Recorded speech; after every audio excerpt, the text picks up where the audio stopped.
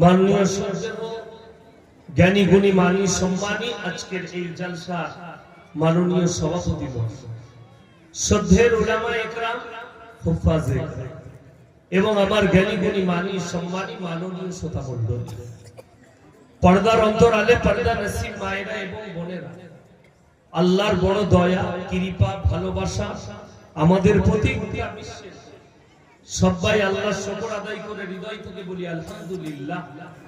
তারপরে পরে বিশ্ব নবী জনাবে মুহাম্মদুর রাসূলুল্লাহ, সকলে বলুন সাল্লাল্লাহু আলাইহি ওয়াসাল্লাম। তিনার প্রতি শত কোটি দরুদ বর্ষিত হোক, বলুন আমিন সুম্মা আমিন।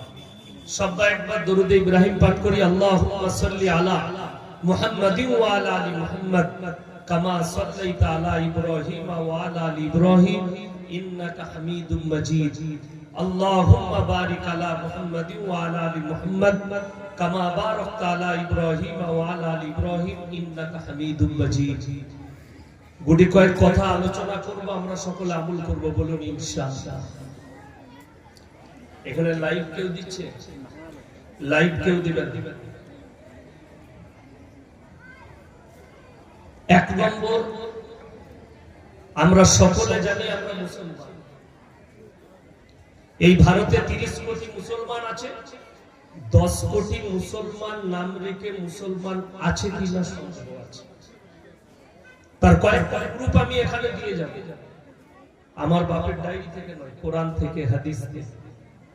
যে আপনি সত্যিকারী মুসলমান আছেন তো, আপনার হৃদয়কে আপনি জিজ্ঞেস করবেন, আপনার বিবেককে জিজ্ঞেস করবেন, আপনার নফসকে আপনি জিজ্ঞেস করবেন, কাজ মিটে যাবে। মৌলবীর দলিল লাগবে না, আপনার হৃদয় আপনাকে দলিল দিয়ে দিবে আপনি মুসলিম কি না, আপনি মুমিন কি না, ঈমানদার কি না। এক নম্বর, আমরা সবাই কোরআনের উপরে বিশ্বাস করি। সকলে জোরে বলুন ইনশাআল্লাহ। করেন তো? জোরে বলুন না ইনশাআল্লাহ করেন? করে। কোরআন হচ্ছে পৃথিবীর মুকাদ্দাস এক কিতাব, কোরআন মাজিদ। পৃথিবীর যতগুলো ধর্মগ্রন্থ আছে কিংবা যতগুলো মৌলভী, মুহাদ্দিস, শেখ, মুফতি, মুকাররির, মুফাসসির, জ্ঞানী গুণী শিক্ষিত কবি সাহিত্যিক, যারাই যত বই লিখেছে, পৃথিবীর হাজার হাজার কোটি কোটি বই লিখেছে, সেই বইয়ের মধ্যে ভুল থাকতে পারে না? পারে। কোন মৌলবী মুফতি যদি ফতোয়া লেখে, কেউ যদি ফতোয়া আনতে যায় আমাদের কাছে, ফতোয়া লিখলে ফতোয়া শেষে লিখতে হবে আল্লাহু আ'লামু বিস-সাওয়াব। আমার জানাটুকু লিখলাম, সঠিকটা আল্লাহই জানে। কেন? আমার লেখার মধ্যে ভুল হতে পারে না? পারে। বাকি যে কোনো বই ভুল থাকবে, আকারে, ওকারে, জের জাবারের, পেশে, তাসদীদে ভুল থাকবে। কিন্তু কোরআন এমন মুকাদ্দাস কিতাব, যার প্রথমেই আল্লাহ তাআলা সূরা বাকারায় বলে দিয়েছেন যালিকাল কিতাবু লা রাইবা ফিহি। আমার এই কোরআনে বিন্দু মাত্র সন্দেহের কোনো অবকাশ নেই। বলুন সুবহানাল্লাহ। সুবহানাল্লাহ। এমন এক মুকাদ্দাস কিতাব, বাকি কোন কিতাবে সব নাই।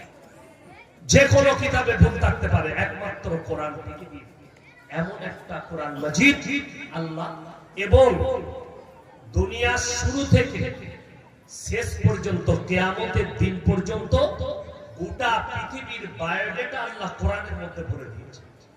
গোটা পৃথিবী। আপনারা কি মনে করছেন যুগে যুগে নতুন নতুন পাপ আসবে, গুনাহ আসবে, ইবলিস, মারদুদরা, শয়তানরা, বেঈমান কাফেররা নতুন নতুন পাপের আবিষ্কার করবে, আর সেটাকে ট্যাকেল দিবার মতো কোরআনের আয়াত নেই, রাসূলের হাদিস নেই। কিয়ামতের সকাল পর্যন্ত প্রত্যেকটা যুগের পাপ পূর্ণ, যে কোনো দিক দিয়ে কোরআন ট্যাকেল দিবার জন্য রেডি হয়ে দাঁড়িয়ে আছে। জোরে বলুন সুবহানাল্লাহ। কোরআন সবসময় রেডি, খালি আপনাকে নিতে হবে। কেউ বসতে বলবো, যার মন যাবে সে বসবে। ডেকে ডেকে জান্নাতে ঢুকলে জান্নাতে আর জায়গা হবে না। জায়গা হবে যে জান্নাতে চলো, যার ইচ্ছা যাবে সে এসে বসবে। আমার যুক্তি, আমি আমার বক্তব্য দেবো। যার ঘর যাবার মন রাত্রে শোয়াটাও ফজর পর্যন্ত ইবাদত, গিয়ে ঘুমান, দাঁড়িয়ে থাকবেন না প্লিজ, হয় বসে শুনুন নাহলে চলে যান, বাড়ি চলে যান। আমার ভাই, আমি যেটা আপনাদেরকে মূল তথ্যে নিয়ে যাব, সেটা মূল কথাই এই কোরআন থেকে শুরু করলাম। আপনারা দাবি করলেন আমরা কোরআনকে বিশ্বাস করি, 5 ওয়াক্তের নামাজ পড়া কি কথা বলে না? আমি মৌলবীদিকে জিজ্ঞেস করব না, এনারা কোরআন হাদিসের জ্ঞান আছে, আমি আপনাদের কাছে জিজ্ঞেস করছি 5 ওয়াক্তের নামাজ পড়া ফরজ। আপনারা বললেন যদি ফরজ হয়, আমি চ্যালেঞ্জ ছুড়ে বললাম এই গোটা, এটা দক্ষিণ দিনাজপুরে যদি সমীক্ষা করে এই আলেমরা, প্রতিটা গ্রামে যদি সমীক্ষা হয়, গড়ে 100 জনের মধ্যে 80 জন বেনামাজি আছে। ঠিক বললাম না? বললাম বেনামাজি। রাসূলের হাদিস আছে, যার নামাজ নাই তার ইসলাম নেই। কি বুঝলেন? অনেক বক্তা অনেক কিছু বলে দেয়, তার ব্যাখ্যা করতে পারে না। তার কারণ হচ্ছে কোরআন হাদিসের জ্ঞান না দেখে স্টেজে হারাম বললে তার দলিল দিতে হবে, তার ব্যাখ্যা দিতে হবে। আল্লাহর কৃপায় দলিল শুনেলে তারা যে মুসলমান নয়, ইসলামের মধ্যে নেই, যার নামাজ নেই, তার মারাত্মক দলিল। আমাদের সমাজের কিছু এক অংশ মানুষ আছে, তারা নামাজ পড়ে না, রোজা রাখে না, দিনের সঙ্গে জড়িত নেই, অথচ চায়ের দোকানে তারা বলে আমাদের মতো ভালো লোক পাবি না। নামাজ না পড়তে পারে, রোজা না রাখতে পারে, আমি কিন্তু 1 নম্বর লোক, ভালো লোক। এরকম লোক আছে না? গাদা আছে। শুধু আপনাদের দিনাজপুরে নয়, গোটা বাংলায় পাবেন, গোটা ভারতবর্ষে পাবেন। তারা কিন্তু চায়ের দোকানে বসে বলে আমরা পরেজগার, নামাজও পড়ে না, রোজাও রাখে না। আপনাদেরকে একটা ভালো কথা বলি, এটা হাদিস। কোন ব্যক্তি যদি ভালো কাজ করে, সে যে ধর্মেরই হোক, তার বদলা আল্লাহ তাকে দিবেন। কথা বুঝতে পেরেছেন? যে ধর্মেরই মানুষ হোক, সে যদি ভালো কাজ করে, তার বদলা আল্লাহ তাকে দিবেন, হয় দুনিয়ায় না হয় পরকালে। যারা কালমা পড়বে না, আল্লাহর প্রতি বিশ্বাস রাখবে না, কোরআনের প্রতি বিশ্বাস রাখবে না, আল্লাহ তার বদলা ভালো কাজের দুনিয়াতেই দিয়ে দিবে। আর যারা বিশ্বাস আনবে, কালমা পড়বে, তারা ইহকাল, দুনিয়া এবং পরকাল দুটো জায়গাতেই পুরস্কৃত হবে। জোরে বলে সুবহানাল্লাহ। বলে দিই, আমাদের সমাজে আমরা জিনাদিকে দেখেছি, দেখছি, এখনো দেখব, আমাদের পরবর্তী প্রজন্ম তারাও দেখবে।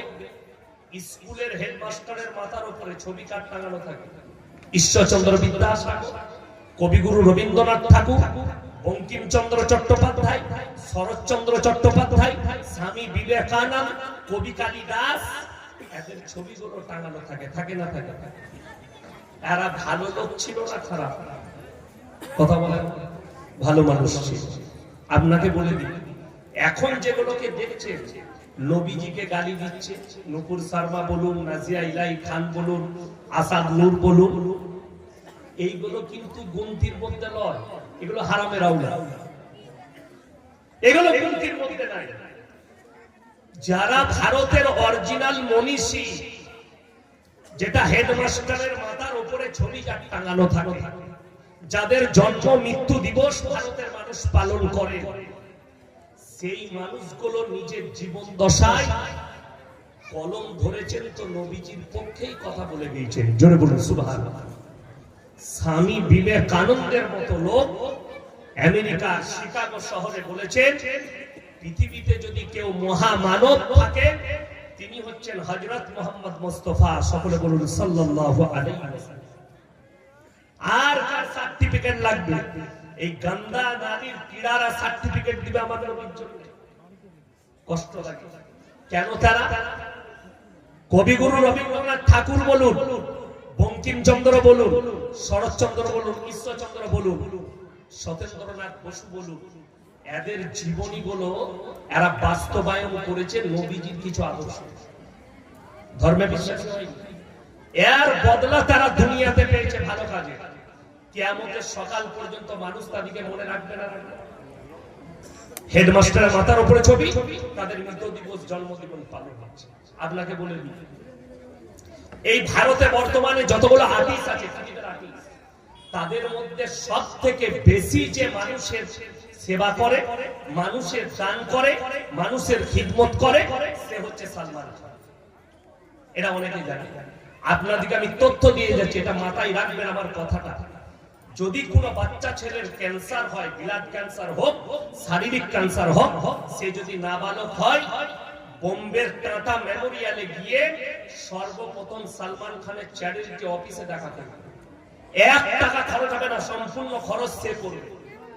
এবং আসা যাওয়ার ভাড়াটা, থাকা খাবারটাও পয়সা পাশে। 100 টাকা ইনকাম করে, 90 টাকা চ্যারিটি দিতে দেবে সেবা।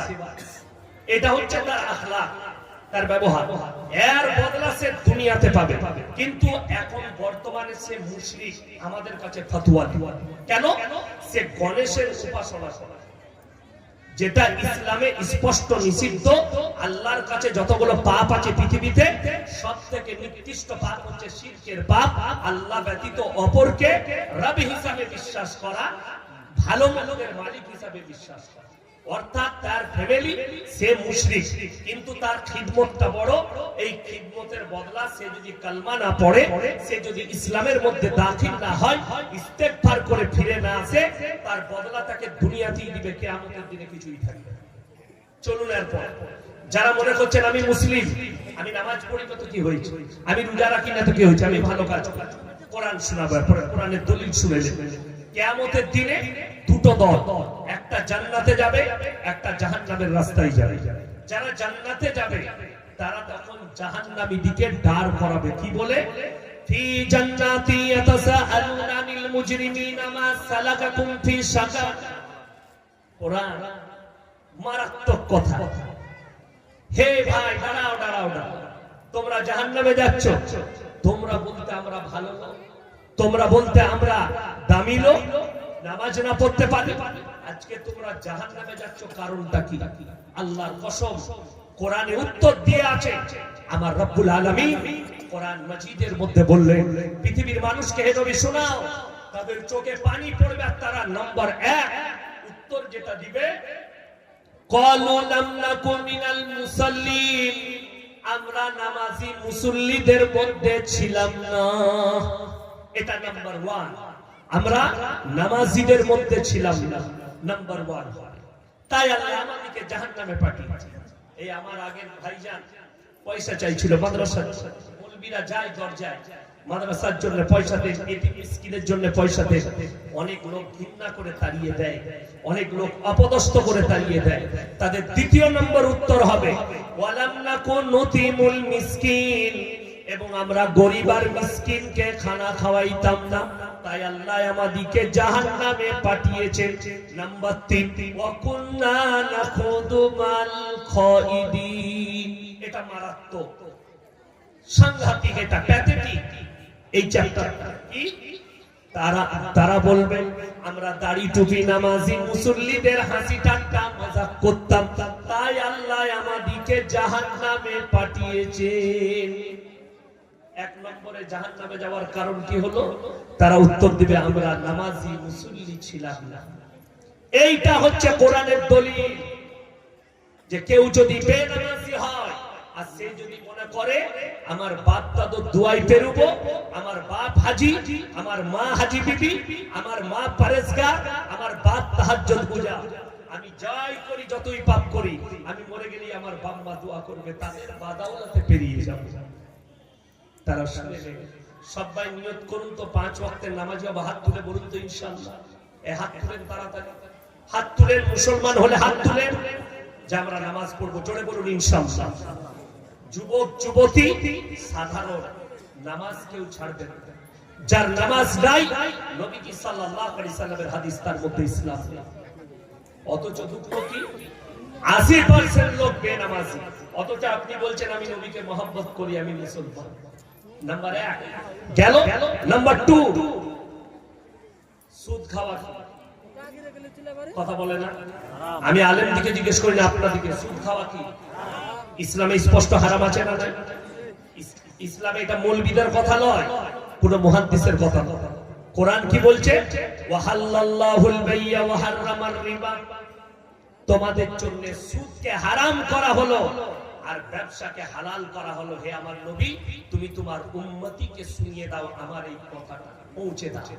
সুদ হারাম, ব্যবসা বাণিজ্য তোমাদের জন্য হালাল। আপনারা বলুন, নিশ্চয় আপনাদের এলাকায় মুসলমানরা সুদখোর নাই, তাই তো? কথা বলে আছে, সুদখোর আছে না? আছে। যে লোকটা, আচ্ছা হাত তুলেন তো, এমন কে ব্যক্তি আছেন যে জানেন না যে সুদ খাওয়া হারাম? সবাই জানে না? জানে। আচ্ছা, জেনে শুনে যে লোকটা সুদ খাচ্ছে সে আল্লাহর সঙ্গে যুদ্ধ ঘোষণা করলো না? করলো না? কোরআনে হারাম বলেছেন আল্লাহ, তো আল্লাহর বিরুদ্ধে কেউ যদি আচরণ করে সে আল্লাহর সঙ্গে যুদ্ধ ঘোষণা করলো না? করলো। সেই লোক আর মুমিন থাকবে? কথা বলো, থাকবে না। অথচ রাসূলের হাদিস আছে, কেউ যদি 1 টাকা সুদ খায় মায়ের সঙ্গে 36 বার জিনা করার সমান পাবে। আমি ইয়াসিন কেন বলছি সুদের বয়ান? আমার কিন্তু চাকরি যাবার ভয় নাই। আমার চাকরি যাবার ভয় আছে? কথা বলে না। আমার চাকরি যাবার ভয় নাই। চাকরি যাবার ভয় কার? ইমাম সাহেব যদি জুম্মায় খুতবা দেয় সুদে, সকালবেলা ইমামের চাকরি চলে যাবে। কারা তাড়াবে? সুদখোর মানুষ। এই আমি সুদের বয়ান করছি, সকালবেলা আপনার এলাকার চায়ের দোকানগুলো খোঁজ নেবেন, আমাকে যারা গাল দিবে তারা হচ্ছে সুদখোর মানুষ। চায়ের দোকানে বসে ও বাজে মনে, ওকে ওর কথা শুনে, আরে আমার ভাই, আমার মা বোন, এটা তো মৌলবি ইয়াসিনের কথা নয়, এটা তো মৌলবিদের ভাষা নয়, কোন মুহাদ্দিসের ভাষা নয়। রাসূল সাল্লাল্লাহু আলাইহি সাল্লামের হাদিস আর আল্লাহর কালাম। আল্লাহ ডাইরেক্ট হারাম করেছে। কালকে আমাকে প্রশ্ন দিয়েছি যে ব্যাংকের সুদ, সেটা একজন ঝাড়খণ্ডের কোন মুফতি বলেছেন ব্যাংকের সুদটা খাওয়া যাবে। আমি বললাম সে সুদ খেয়ে মৌলবি হয়েছে, সুদের পয়সায় মৌলবি তৈরি হয়েছে, ওই জন্য তার জন্য সুদ হারাম, সুদটা হারাম। কিন্তু আমাদের কাছে সুদ হার হালতে হারাম। সুদ এর কোনো তোড় নাই, কোনো জোর নাই, এটা মাথায় রাখবেন। আল্লাহ স্পষ্ট করছে, আপনি ব্যবসা করুন, আপনি আলু ব্যবসা করুন, সকালবেলায় গিয়ে বুনিয়াদপুরে আলু বিক্রি করুন, 5 বস্তা আলু বিক্রি করে আপনি 1000 টাকা লাভ করেছেন, আল্লাহর কসম করে বলছে হালাল টাকা। সেই টাকায় আপনি যদি সবজি ভাত খান হালাল, আপনার সন্তানের মুখে তুলে দিবেন, হালাল খাবার তুলে দিয়েছেন। আর রাসূলের হাদিস, যারা নিজেদের সন্তানের মুখে হারাম খাবার তুলে দেয় সেই সন্তান নেক হতে পারে, কখনোই নেক হবে না। ওই জন্য অনুরোধ করে যাচ্ছে, যারা সুদ খান আজ থেকে ইস্তেগফার করলেন, কাল থেকে আর সুদ খাবেন, ফিরে আসে। মানুষ যদি ফিরে আসে, অনেকজন মনে করবে যেমন কোরআন হাদিসের জ্ঞান না থাকলে কিয়ামতের আলামতের মধ্যে একটা আলামত বলে দিচ্ছি। আমি পরশু মুর্শিদাবাদে বলেছি, আমি জলসায় ছিলাম, সেই জলসায় দেখছি মাদ্রাসার মুখ দেখেনি, একটা আরবি ইবারত পড়তে পারবে না, কোরআন শুদ্ধ করে পড়তে পারে না, লিস্টে দেখছি সে প্রধান বক্তা আর মৌলবি কটা সব নিচে। আমি বললাম এটা কিয়ামতের আলামত। কেন?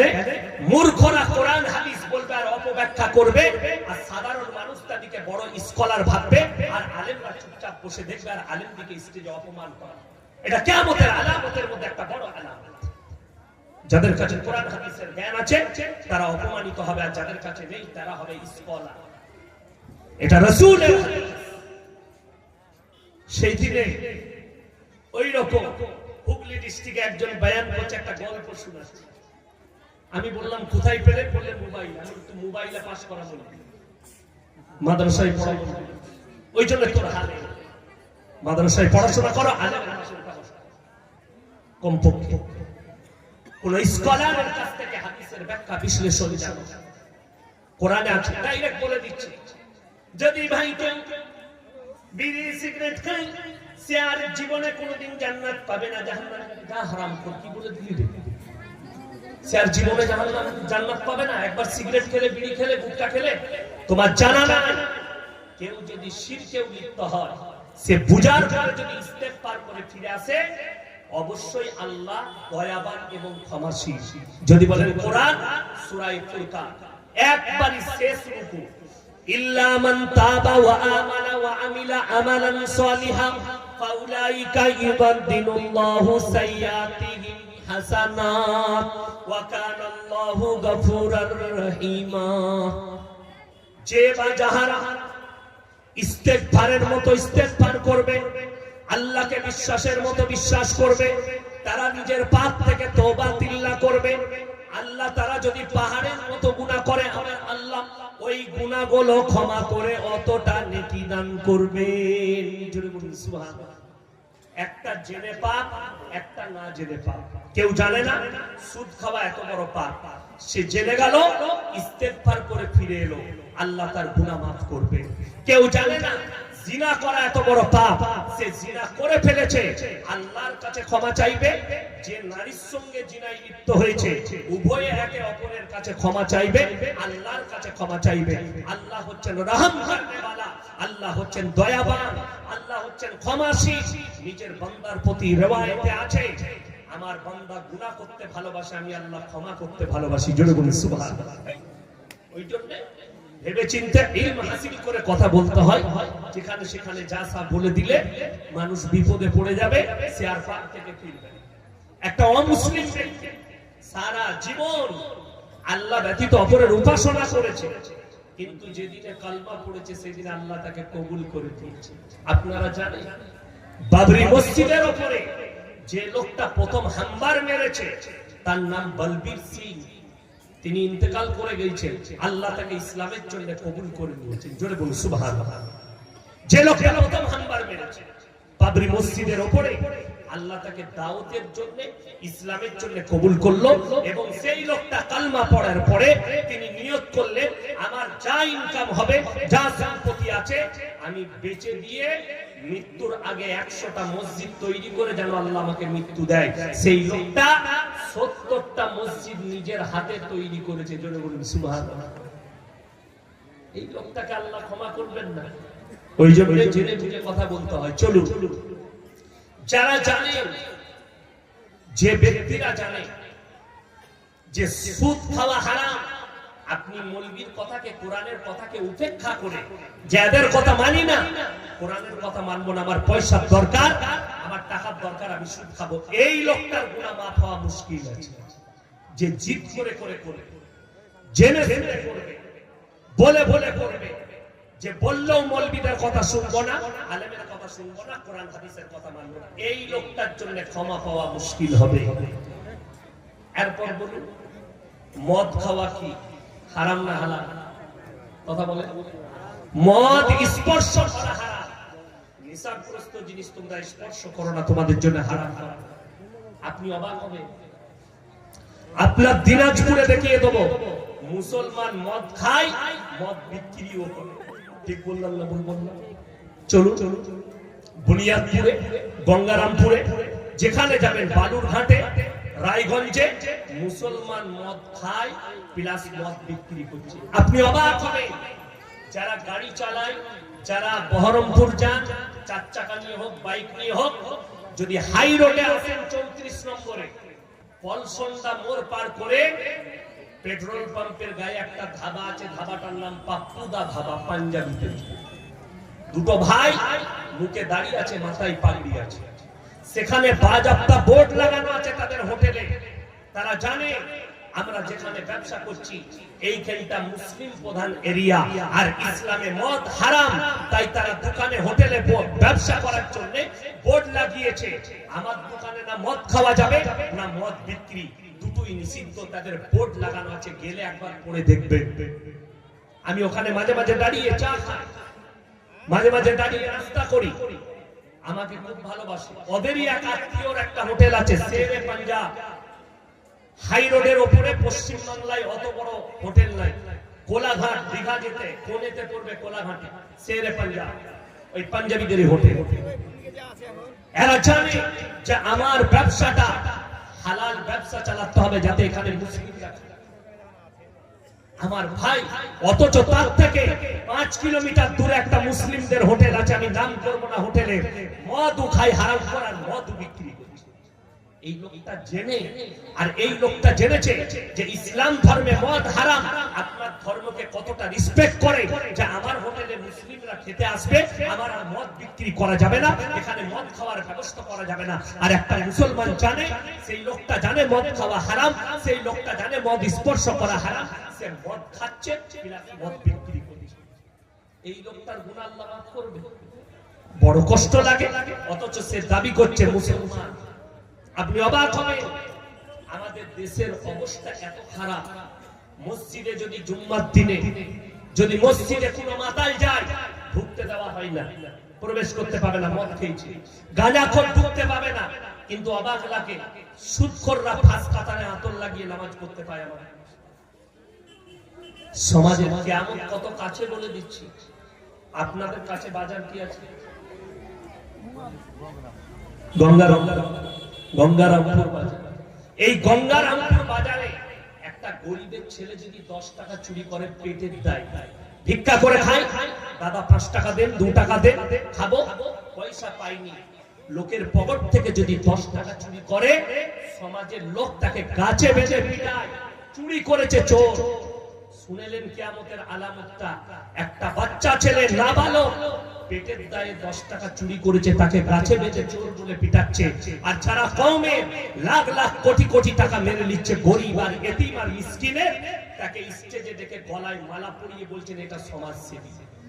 আমি বললি খারাপ বলবি, তারা আমার বয়ান শুনবে, আমার উপরে অ্যাটাক করবে, নাহলে কমেন্টে গালি দিবে।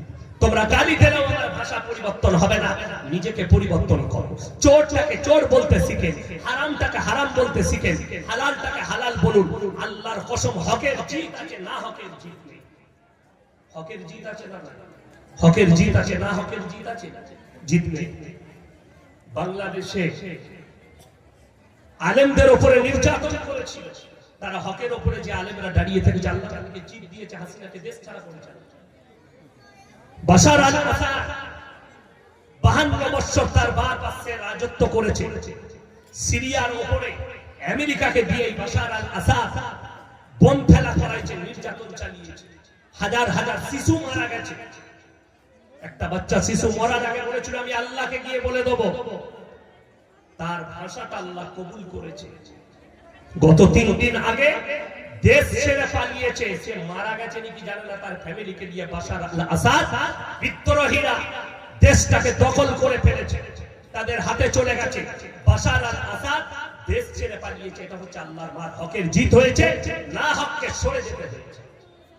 আপনি একটা সমাজের বুকে হক কথা বললে, আপনি হয়তো 2 মিনিট 2 দিন 2 বছরের লেগে খারাপ হবে, কিন্তু যেদিনে সে বুঝতে পারবে আপনি হক, তো আপনার সব থেকে বেশি দোয়া আপনি পাবেন।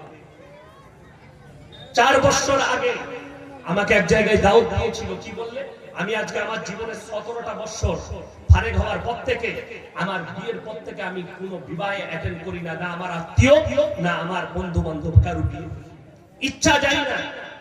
সুন্নতের খেলাফ দিয়ে বেশিরভাগ হারাম কাজ হয় আমাদের বিবাহে, ওই জন্য আমাকে অ্যাটেন্ড করতে বলছে। চলুন, অবাক শুনলেন, আমাকে দাওয়াত দিল, হুজুর আমার সালা চাই আপনি তার বিবাহটা নিকাহটা করা, আমি যাব ইনশাআল্লাহ, কিন্তু কোন রকম সুন্নতের খেলাফ কাজ হলে আমি পালিয়ে যাব। ওয়াদা একদম শর্ত রেখেছিলাম, বললে কিচ্ছু হবে না। আমার মুর্শিদাবাদে জলসা, আমার ড্রাইভারকে বললাম ওই রাস্তায় পড়ছে, চলো আমরা যাই, ওখানে খেয়ে দে বিয়ে পড়িয়ে চলে যাব, নিকাহ পড়া। বলেছি আমি সবারই আগে পৌঁছে গেছি। বরযাত্রী ঢুকবে 11টায়, বর ঢুকবে বিয়ে করতে, আমি পৌঁছে গেছি 10:30। তারা রাস্তা ঢুকেই দেখছি বিয়ে বাড়িতে গান বাজছে। আমি আমার ড্রাইভারকে বললাম এই বাড়িটা হবে না, বলে না এটা এমন না, এটা হবে না। মেয়ের বাপ বেরিয়েছে বলছে হুজুর এই বাড়িটা। আমি বললাম এটা তো মুসলিমদের বাড়ি হতে পারে না, আমি তো বলেছিলাম সুন্নত তরিকায় বিয়ে হবে, তোমার বাড়িতে গান বাজছে। কি বলছে জানে, হুজুর ছোট ছেলেরা বাজাচ্ছে। আমি বলি তুমি হিজড়ে, তুমি হিজড়ে নাকি বলো আগে। আমাকে বললে হুজুর পালিয়েন না, একটু নাস্তাটাও করে যান। আমি তাকে বললাম তুমি রাসূলের হাদিস শুনে নাও, যারা আল্লাহর রাস্তায় দিনের পথে থাকবে আল্লাহ মৃত্যুকাল পর্যন্ত ইজ্জতের রুজি দান করবে। তোমার এই নাস্তার থেকে দামি নাস্তা প্রত্যেকদিন আল্লাহ আমাদের দস্তরখানে দেন। তোমার নাস্তাটা মেটার নয়, তুমি হারাম কাজ করেছো, এই নিকা ইয়াসিন পড়াবে না। আমি পালিয়ে এলাম। আমার বন্ধু 2 বছর আমার সাথে কথা বলেনি। তারপরে যেদিনে হক বুঝতে পেরেছে, সেই দিনে আমার কাছে এসে হাত ধরে ক্ষমা চেয়েছে। আমি বললাম, আল্লাহ তোমাকে হিদায়াত দিয়েছে, এর থেকে বড় আর কিছু নয়। আপনাদেরকে এরপরে দলিল দিচ্ছি, 2টো মারাত্মক দলিল। একটা আরবি কিতাবের গল্প, সত্য ঘটনা নয়। কি বললাম? গল্প মানে কি? বানিয়ে একটা কথা বলা, সমাজের শিক্ষা হয়। আর একটা হচ্ছে কোরআন, রাসূলের হাদিস আর কোরআন। একটা শোনাবো, আর একটা শুনেলেন, হক থাকলে হকের উপরে টিকে থাকে।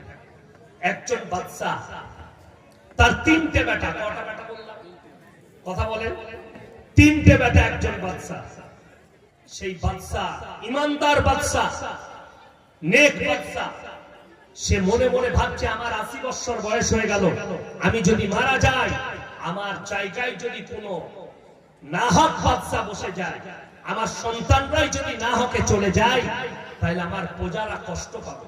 আমার মতো ইমানদার একজন বাদশা আমি বেঁচে থাকতে থাকতে নিযুক্ত করে যেতে। এরপরে বাদশা এলান করলেন, হে আমার রাজ্যের 25 থেকে 30 বছরের যুবকেরা, শোনো, তোমরা সবাই আমার সামনে অমুক তারিখে হাজিরা দাও। সবাই তোমরা হাজির হও।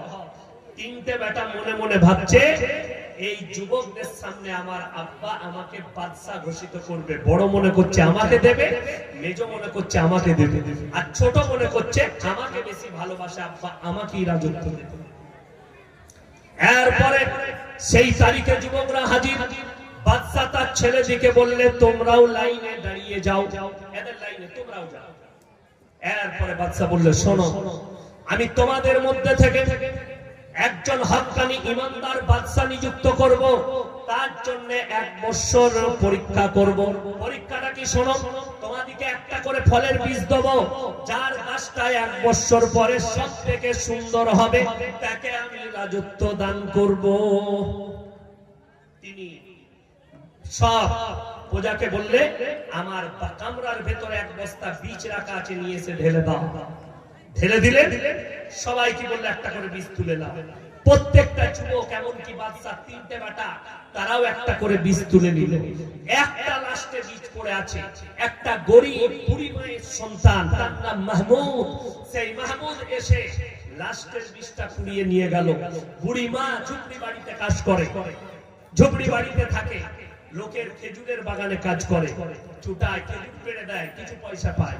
সেই মাহমুদ তার মাকে জিজ্ঞেস করলে, মা, এই চারা গাছটা 1 বছর পরে যার গাছটা সব থেকে সুন্দর হবে, বাদশা তাকে রাজত্ব দিবে, কিভাবে লাগাবো?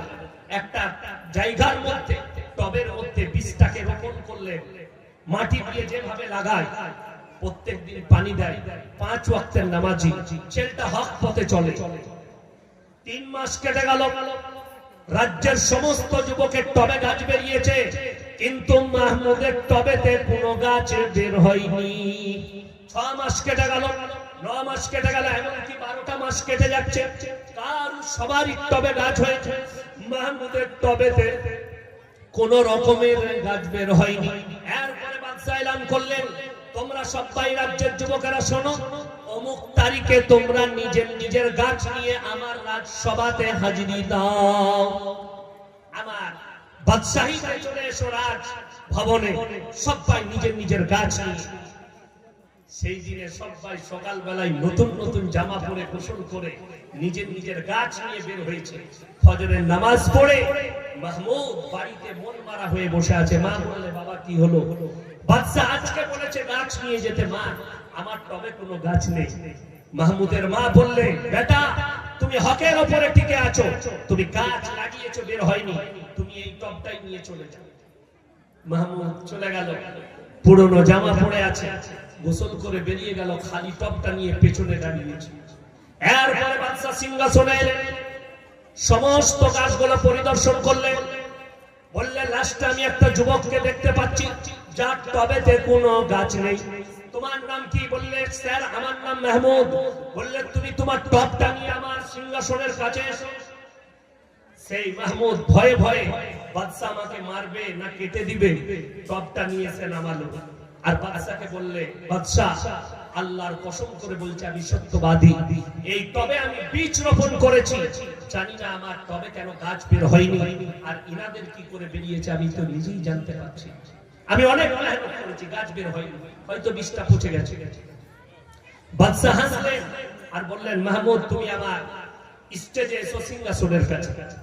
তিনি সিংহাসন থেকে উঠলেন আর বললেন, তুমি আমার এই সিংহাসনে বসো। ভয়ে ভয়ে বসলো আর মনে মনে ভাবছে, আল্লাহ বাদশাহ মজাক করছে, সব ছেলেরা হাসছে যে বাদশার সাথে মজাক করছে। এক টবেতে গাছ নেই, সবাই টবে গাছ, বাদশাহ মনে হয় এর সাথে মজাক করছে। এরপরে যখন সিংহাসনে বসে গেল মাহমুদ, বাদশাহ এলান করলেন, হে আমার রাজ্যের মানুষ, রাজ্যের যুবকেরা শোনো, আজকে আমি তোমাদের সামনে একজন ইমানদার বাদশাকে ঘোষণা দিচ্ছি, তার নাম হচ্ছে একমাত্র মাহমুদ। সমস্ত যুবক বললে, বাদশাহ আপনি বলেছিলেন যার টবেতে গাছটা সব থেকে সুন্দর হবে তাকে আপনি রাজত্ব দিবেন। অবশ্যই বলেছিলাম, কিন্তু আমি যে বীজটা তোমাদিকে দিয়েছিলাম ওই বীজটা গরম পানিতে সিদ্ধ করে শুকিয়ে দিয়েছি। কেমন করে তোমাদের গাছ হয়েছে? তোমরা বাজার থেকে অন্য বীজ কিনে নিয়ে এসে গাছ রোপণ করেছো। তোমরা সবাই 2 নম্বরই করেছো আমার সঙ্গে। একমাত্র হকের উপরে ঠিক আছে মাহমুদ, আমার ওই বীজটা রোপণ করার কারণে তার টবেতে কোনো গাছ বের হয়নি। অর্থাৎ আজকের রাজত্বর দাবিদার একমাত্র মাহমুদ। জোরে একবার বলুন সুবহানাল্লাহ। এটা গল্প। হকের উপরে টিকে থাকার কারণে বাদশা তাকে রাজত্ব দান করলেন। মাহমুদ পেল যে ছেলেটা হকের উপরে টিকে আছে।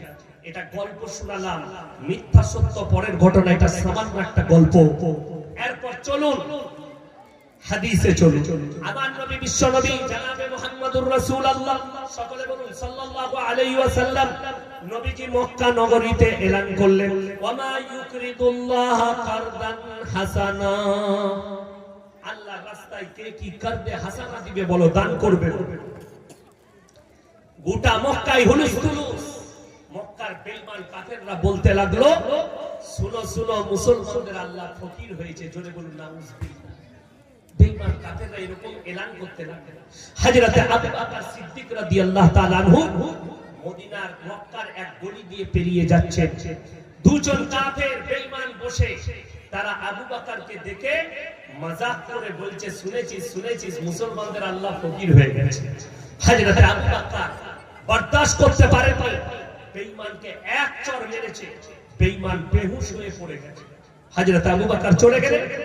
বেঈমান যখন হুঁশ ফিরেছে, হুঁশ ফিরা মাত্র উঠে একবারই নবীজির কাছে হাজির। হে আল্লাহর নবী, আপনার আবু বকর আমাদিকে বিনা কারণে চড় মেরেছে। উক্তকালে আবু বকর হাজির। হে আমার আবু বকর, তুমি কি বেঈমানকে চড় মেরেছো? হযরত আবু বকর সিদ্দিক রাদিয়াল্লাহু তাআলা আনহু বললেন, হে আল্লাহর নবী, আল্লাহর সামনে এমন কথা বলেছে আমি বরদাশত করতে পারিনি, তাই আমি বেঈমানকে চড় মেরেছি। বেঈমান কাফের সঙ্গে সঙ্গে বললে, मैं अपने माबूदों की कसम खा के कहता हूं मैंने ऐसे नहीं कहा। আমি এরকম বলিনি। আপনার আবু বকর মিথ্যা কথা বলছে। আমার সাক্ষী আমার বন্ধু। আপনার আবু বকরের সাক্ষী কে আছে? আবু বকর একা, বেঈমানরা দুজন। আল্লাহর নবী বিচারে বসেছে, রাহমাতুল লিল আলামিন, পৃথিবীর সেরা শ্রেষ্ঠ ব্যক্তি বিচার করছেন, নিজের কলিজার টুকরা হযরত আবু বকরের। আমাদের দেশে বিচার হলে কেউ যদি গাঢ় দুধের লাল চা, গাঢ় দুধের চা খাইয়ে দেয়, বিচার পাল্টিয়ে যায়। ঠিক বললাম না? 500 টাকা ঘুরিয়ে দিলে আমাদের বিচার পাল্টিয়ে যায়। আর রাহমাতুল লিল আলামিন বিচার করতে বসেছেন, কলিজার টুকরা। আল্লাহর নবী আবু বকরকে নিদান দিলেন, হে আবু বকর, তুমি যদি সাক্ষী না আনতে পারো আমি বেঈমানকে বলবো মেরে প্রতিশোধ নিয়ে। নবীজির চোখে পানি, হযরত আবু বকরের চোখে পানি। আবু বকর, হযরত আবু বকর ভাবছেন, আমার নবী হচ্ছেন নাই পরায়ণ, আমি যদি সাক্ষী না আনতে পারি বেঈমানকে বলবে মেরে প্রতিশোধ নিয়ে নাও। আর আল্লাহর নবীর চোখে পানি। নবীজি বুঝতে পেরেছেন আমার আবু বকর কোনোদিন মিথ্যা কথা বলবে না। নবীজি জানছেন আমার আবু বকর জীবনে মিথ্যা কথা বলবে না। এই মাত্র আল্লাহ তাআলা জিবরিল আমিনকে পাঠালেন। জোরে বলুন সুবহানাল্লাহ। আচ্ছা আপনারা বলুন, এই গল্পটা, এই কথাটা শুনে হকে কে আছে? বেঈমান কাফের না আবু বকর? হযরত আবু বকর। কে সাক্ষী পাঠাচ্ছেন? আল্লাহ রাব্বুল আলামিন জিবরিল আমিনকে পাঠালেন। কোরআন, ইন্নাল্লাহা ফাকিরুন ওয়া নাহনু আগনিয়া সানাকতুবু মা ক্বালু। হে আমার নবী আবু বকরের সাক্ষী আমি আল্লাহ দিচ্ছি, বেঈমান কাফের মুশরিক বলেছে আল্লাহ ফকির।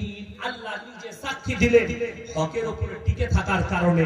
আল্লাহর কসম, আপনি সমাজে দাঁড়িয়ে হক কথা বলুন, হকের জন্য। হযরতে ওমর ফারুক রাদিয়াল্লাহু তাআলা আনহু বিচারে বসেছেন, সন্তান অপরাধী, কেউ বানতে ভয় খাচ্ছে। হযরতে ওমর বললেন, হে আমার সাহাবীরা, হে আমার প্রজারা, শোনো, আল্লাহর নবী সাহাবী, তোমরা যদি আল্লাহকে ভয় করো, আমার সন্তানকে গাছে বাঁধো, একে পুরা মারো।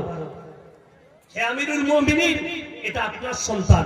হযরতে ওমর বললে, আজকে যদি একে ছাড় দাও, কালকে একে বড় পাপ করবে, ওই জন্য আজকে একে পুরা মারো।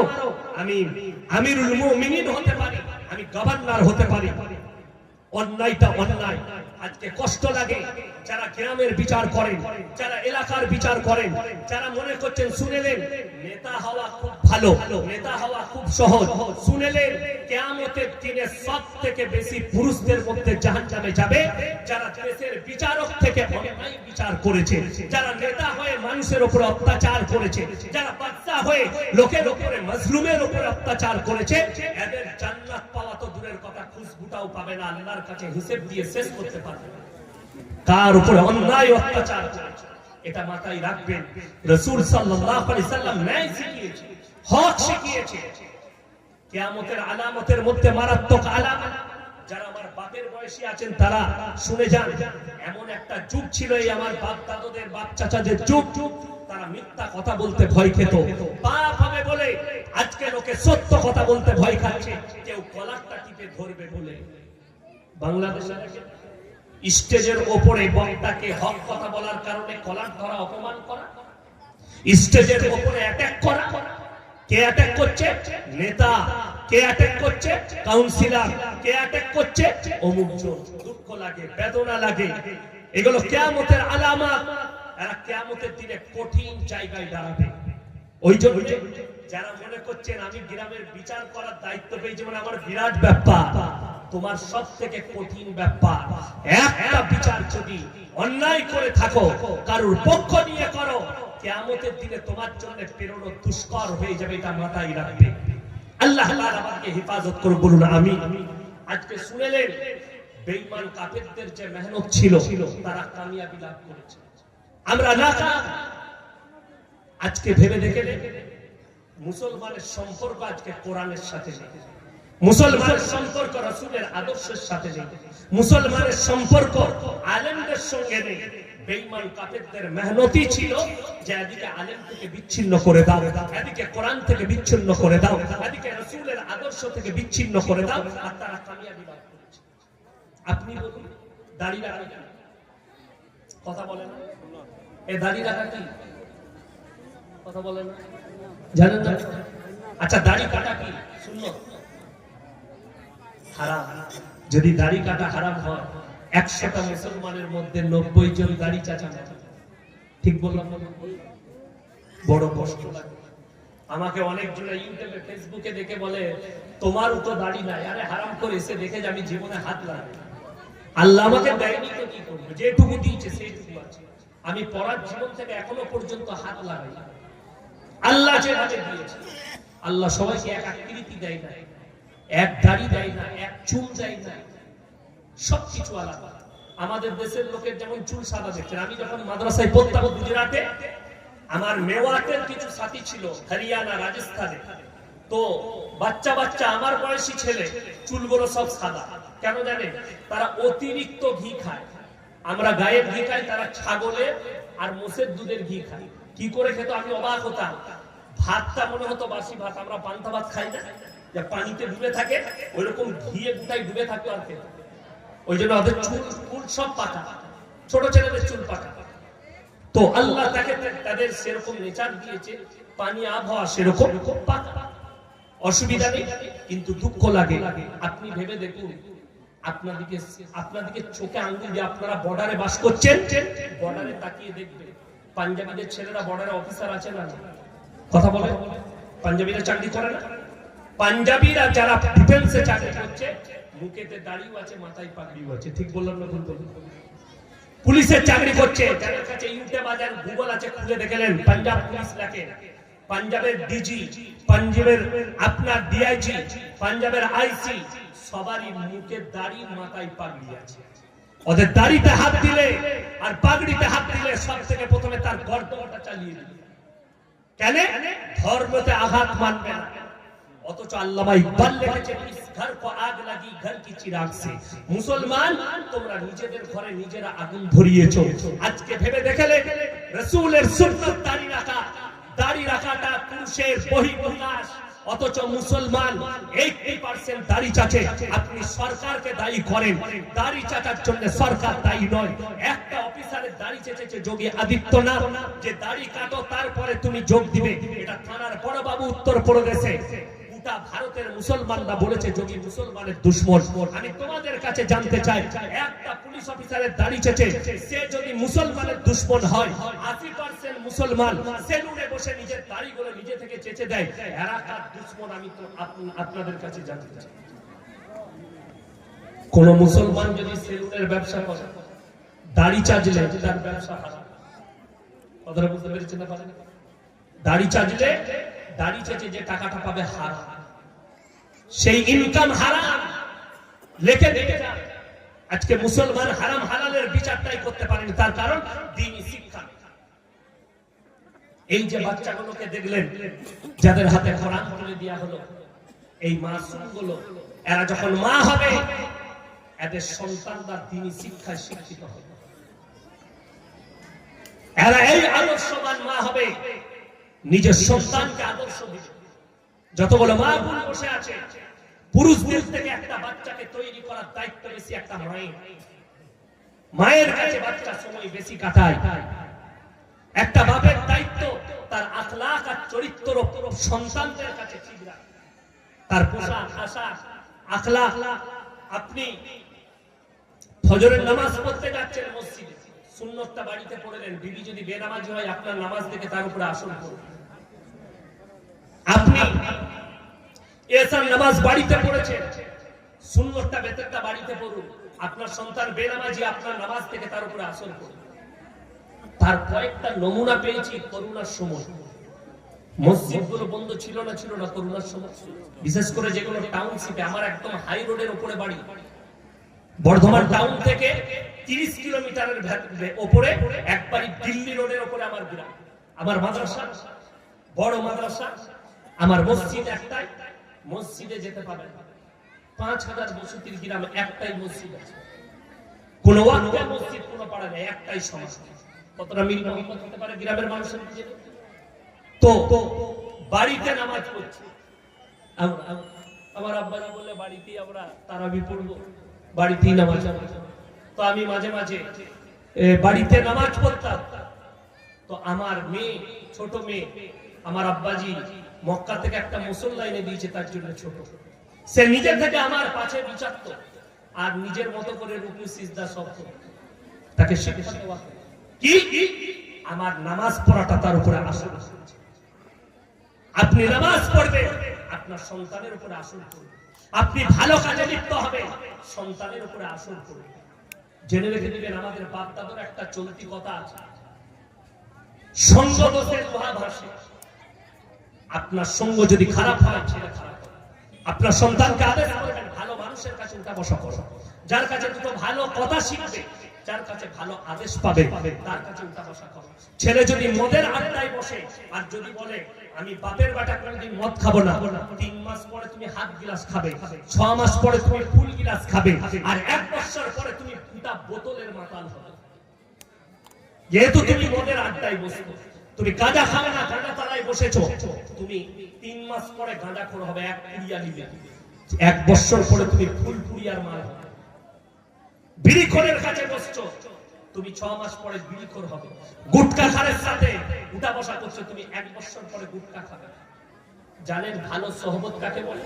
আমার গাড়ির ড্রাইভারকে দেখে আসুন, ভাইজান দেখলো, যারা আমার কাছে গিয়েছিল দেখলো এত বড় বড় দাড়ি,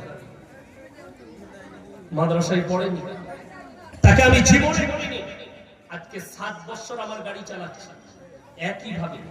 সে যখন প্রথম আমার গাড়িতে চাপে, তার ফটো দেখলে আপনি চিনতে পারবেন। হাতে চেন, এক হাতে বালা, মাথার চুলের স্টাইল আলাদা, জিন্সের প্যান্ট গেঞ্জি, মুখে গুটকা। আমি জীবনে ওকে নিষেধ করি যে কেন এগুলো পড়েছে, এগুলো খাবে। আমি জানি সঙ্গ দোষে দোয়া বসে। আমার গাড়ি চালিয়েছে 6 মাস পরে সে নিজে থেকে সব খুলে দিয়েছে। হঠাৎ করে দেখছে আমার মতো লুঙ্গি আর পাঞ্জাবি পরে চলে এসেছে। ওই জন্য আমি আর প্যান্ট শার্ট পরবো, আলহামদুলিল্লাহ। দাড়ি আর কাটবো, সবকিছু পাল্টিয়ে গেল। খালি সঙ্গ দোষে আমি জীবনে দাওয়াত দিই। আপনার ছেলেকে ভালো মানুষের কাছে উঠা বসা করা। একটা আলেমের কাছে যদি বসে, আপনার ছেলে 5 ওয়াক্তের নামাজি। একটা ভালো জায়গায় টাসের আড্ডায় বসলে ওই ছেলেটা 6 মাস পরে টাস খেলা। ওই জন্য অনুরোধ করছি, ভালো জায়গায় উঠা বসা করুন, সহবতটা যেন ভালো হয়, ভালো মানুষের সাথে যেন সহবত হয়। বেঈমান কাফেররা কতটা কামিয়াবি লাভ করেছে। এই মাসটা কি মাস? আজকে 10 তারিখ হয়ে গেল মনে হয়, 10 তারিখ ডিসেম্বরে 10, রাত 12টা পেরুলি কত হবে? 12টা পেরুলি 11 হয়ে যায়। এই ডিসেম্বরে আপনাকে দেখিয়ে দিব গঙ্গারামপুর, বুনিয়াদপুরে, বালুরঘাটে, রায়গঞ্জে কতগুলো মুসলিম ছেলে খালি ক্রিসমাস পালন করছে, 25 ডিসেম্বর পালন করছে। অথচ সে জিজ্ঞেস করে না তার গ্রামের ইমাম, তার আলেম, যে এই ক্রিসমাসটা কি মুসলমানের জন্য, আমাদের জন্য চলবে? জিজ্ঞেস করেছে। আজকে মুসলমান মনে করে আমাদের জন্য জায়েজ, অথচ মৌলবীর জন্য জায়েজ না। আপনি নিজের ছেলের কেক কেটে জন্মদিন পালন করেছেন, ইমামকে জিজ্ঞেস করেছেন, মৌলবীকে জিজ্ঞেস করেছেন যে কেক কেটে ছেলের জন্মদিন পালন করা জায়েজ না না জায়েজ? এটা তো ইহুদি নাসারাদের কালচার, এটা তো বেঈমান কাফেরের কালচার। আপনি কি করে নিয়ে এলেন 25 ডিসেম্বর? এটা খ্রিস্টানদের, আর খ্রিস্টানরা আহলে কিতাব থেকে বেরিয়ে গেছে। নেই, কখন বেরিয়েছে? তারা যখন বলেছে ঈসা আল্লাহর বেটা, তখন তারা আহলে কিতাব থেকে বেরিয়ে গেছে। আর এই পাপের কারণে 3 জনকে তারা রব হিসাবে মানে, এক আল্লাহকে মানে, এক তার মা ঈসা নবীর মা মারিয়ামকে মানে, আর 3 নম্বর ঈসা নবীকে মানে। কোরআনে আছে কিয়ামতের দিন আমি ঈসা মসিহকে দাঁড় করাবো। গোটা পৃথিবীর মানুষের সামনে খ্রিস্টানরা দাঁড়িয়ে থাকবে, তার কওমরা দাঁড়িয়ে থাকবে, আল্লাহ রাব্বুল ইজ্জত ঈসা নবীকে দাঁড় করাবেন। ইসকাল আল্লাহু ইয়া ঈসা ইবনে মারইয়াম আ আনতা কুলতা লিন-নাস ইত্তাকিদুনি ওয়া উম্মি ইলাহাইনি মিন দুনি। হে ঈসা, তুমি কি বলেছিলে তোমার কওমকে আল্লাহ ছাড়া আমি আর আমার মা আরো দুটো আল্লাহ? ঈসা নবী বলবেন ক্বালা সুবহানাল্লাহ, আল্লাহ যে কথা বলার আমার হক নেই, অধিকার নেই, আমি এই কথা কেমন করে বলতে পারি? আর আমি যদি বলতাম ইন্নাকা আনতা আল্লামুল গায়ুব, আপনি হচ্ছেন আলিমুল গায়ব, অবশ্যই আপনি জানতেন। আল্লাহ রাব্বুল আলামিন এদেরকে জাহান্নামের রাস্তা দেখাবেন এবং তাদেরকে বলা হবে তোমরা যাদের উপাসনা করেছিলে গির্জার ভেতরে, আজকে কেন তারা তোমাদের উপকারে আসছে না? ঈসা নবী এবং তার মা মারিয়াম বলবে আমরা তো তোমাদেরকে বলিনি যে তোমরা আমাদের উপাসনা করো। বিপদে পড়বে। এরপর যদি বলেন মুসলমান, অবাক লাগবে। আমি গত 31 ডিসেম্বর 2023 সাল 24 ঢোকার আগে সেই দিনে জলসা করেছিলাম মালদা সুজাপুর বয়স বাড়ি। 11:45 জলসা শেষ করেছি। আমার গাড়িতে 13 মিনিট লেগেছে কালিয়াচক স্ট্যান্ড যেতে। 13 মিনিট গিয়ে দাঁড়িয়েছি, 5খানা গাড়ি দাঁড়িয়েছে লাইন জ্যাম। এত রাতে কিসের জ্যাম স্ট্যান্ড? আমার ম্যানেজারকে বললাম গিয়ে দেখে এসো। গিয়ে দেখছে গোটা রাস্তাটায়, হাই রোডটায় সিগন্যালে এপার থেকে ওপার খালি বোম বিছিয়ে রেখেছে। মুসলিম 100টা যুবক দাঁড়িয়ে আছে, প্রশাসন বাবুরা দাঁড়িয়ে আছে, দুদিকে গাড়ি জ্যাম। কাঁটায় 12টা বাজলো, ওই 1 লক্ষ টাকার বোমকে ফাটিয়ে দিল। তারা কেউ অমুসলিম নয়, খ্রিস্টান নয়, সব কটাই মুসলিম। 1 জানুয়ারি 1 লক্ষ টাকার বোম ফাটিয়ে করল। কোরআনের 2টো আয়াত শোনাবো। নাম্বার 1 সূরা ফাতিহার শেষ আয়াত, এটা তাফসীরে ব্যাখ্যা বিশ্লেষণে গেলে পাবেন।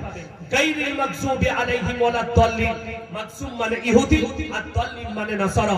এই দুটো দলই পদভ্রষ্ট, আর এদের যারা অনুসারী হবে তারাও পদভ্রষ্ট হয়ে যাবে। এটা নাম্বার 1, তারা পদভ্রষ্ট যারা অনুসারী করবে। নাম্বার 2 শুনেলেন, ইসলাম বিরোধী যতগুলো কাজ আছে, আল্লাহ বিরোধী যতগুলো কাজ আছে, রাসূল বিরোধী যতগুলো কাজ আছে, ইসলামের বিপক্ষে যতগুলো কাজ আছে, এই কাজগুলো যে মুসলিমরা টাকা দিয়ে খরচ করে করবে, কোরআন তাদের জন্য কি বলেছে শুনেলেন। ইন্নাল মুবাদ্দিরিনা কানু ইখওয়ানাশ শায়াতিন ওয়া কানাশ শাইতানু লিরাব্বিহি কাফুরা। হে আমার বিশ্বনবী, পৃথিবীর মানুষকে বলো, যারা অপব্যয় করে তারা হচ্ছে শয়তানের ভাই। শয়তান জান্নাতি না জাহান্নামী বাবা? জাহান্নামী। তার ভাই যে হবে সে জান্নাতে যাবে? কথা বলে জান্নাত পাবে। আল্লাহ কোরআনে বললে যারা অপব্যয় করে, আল্লাহ বিরোধী কাজে যারা টাকা খরচ করে, ইসলাম বিরোধী কাজে যারা টাকা খরচ করে, রাসূলের বিরুদ্ধে আচরণে যারা টাকা খরচ করে, ইসলামের বিপক্ষে যারা টাকা খরচ করে, এরা হচ্ছে শয়তানের ভাই। এরা জান্নাতের খুশবু পর্যন্ত পাবে না। লেখে লেখে আমি অনুরোধ করে যাচ্ছি, আমাদের সন্তানরা আপনাকে দেখিয়ে দেবো, এই এলাকায় দেখিয়ে দেবো, 1 জানুয়ারি মুসলিমদের ছেলেরা ফিস্টি করতে যায় না, যায় না বাবা? কথা বলে, তুমি কোথা থেকে পেলে? আপনি বলতে পারবেন আপনারা ঈদের নামাজ পড়েন না? পড়েন না? পড়েন। খ্রিস্টানরা আছে ঈদের নামাজ পড়তে, ইহুদিরা আছে। তুমি দাওয়াত দিতে গেলে তোমার মুখে পিশাব করবে তারা, তোমার দাওয়াত কবুল করবে না। তোমার ঈদে আসে না, তোমার বকরা ঈদে আসবে না, তোমার রোজার ইফতারিতে আসবে না, তোমার ধর্মকে সে ঘৃণার চোখে দেখে, তোমার রাসূলকে ওই খ্রিস্টানরা গালি দেয়, তোমার মুহাম্মদ সাল্লাল্লাহু আলাইহি সাল্লামকে ইহুদিরা গালি দেয়, নাসারারা গালি দেয়।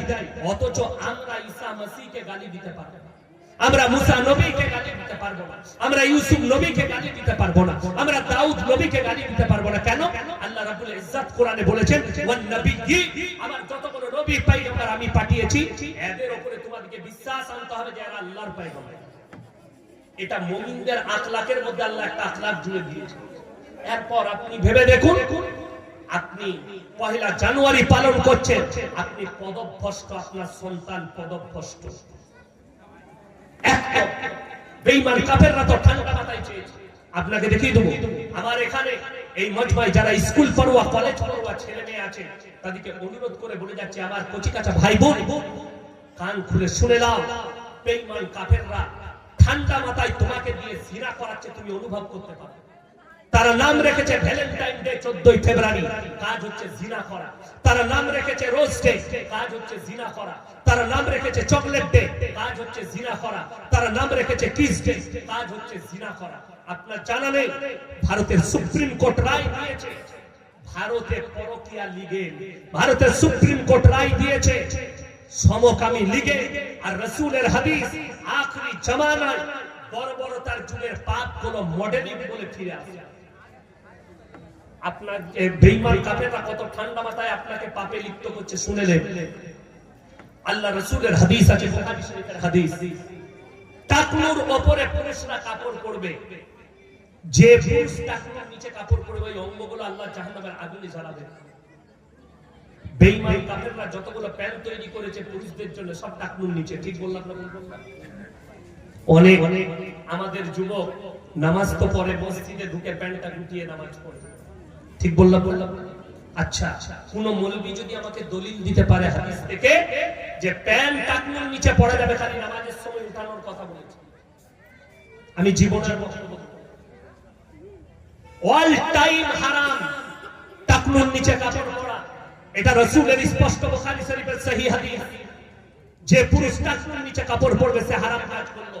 আর মারাত্মক দুটো দলিল, একটা হচ্ছে তার মধ্যে হাদিসের ব্যাখ্যা লিখতে গিয়ে মুফাসসিরিনরা লিখেছেন, 1 নম্বর টাকনুর নিচে কাপড় পরলে মনের মধ্যে অহংকার জাগে, তাকাব্বুর আছে।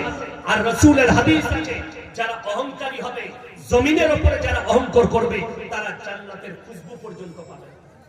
ওই জন্য ইলমে, জ্ঞানে, টাকা, সম্পদে, শক্তি, রাজত্বে কোনো কিছু অহংকার তোমরা জমিনের উপরে করো না। কেন? গোটা পৃথিবীর সবথেকে বড় শক্তিশালী তিনি হচ্ছেন রব্বুল আলামিন। আর আমাদের জান কার কবজায় আছে? রাজা বলুন, বাদশা বলুন, পুলিশ বলুন, অফিসার বলুন, নেতা বলুন, মন্ত্রী বলুন, আমাদের জান আল্লাহর কবজায় আছে।